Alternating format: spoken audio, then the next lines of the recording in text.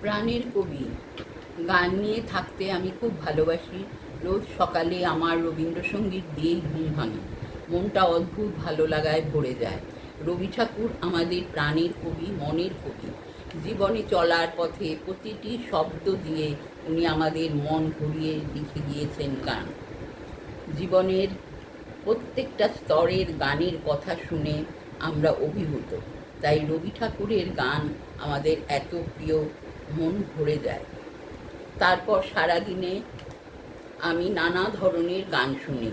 যে কোনো ভালো কথা ও সুরের গান আমার খুব প্রিয়। যে কোনো কাজের সময়ই মনে হয় ব্যাকগ্রাউন্ডে গান বাজলে বেশ লাগে, কাজটা আমি সুন্দরভাবে করতে পারি। এইভাবেই গান শুনে ও তার সাথে গুনগুন করেই আমার অ্যাক্টিভিটিস চলতে থাকে সারাদিনে। মনে হয় কোনো কাজই তো করি না, কিন্তু তা নয়, পরপর চলতেই থাকে একটার পর একটা অ্যাক্টিভিটিস। এইভাবেই সময় কেটে যাচ্ছে আমার। আর তাছাড়া বই পড়ি। এখন পড়ছি দেবব্রত বিশ্বাসের কাহিনী ও কবি মৃদুল দাশগুপ্তের লেখা উড়ে উড়ে ও ঘুরে ঘুরে। অনেক কিছু জানতে পারছি বইটি পড়ে। সারাদিন কোনো কাজেই বিরাম নেই আমার।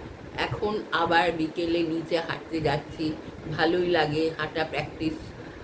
আর কি, এমনি করেই ধীরে ধীরে এগিয়ে চলেছি সুস্থতার দিকে।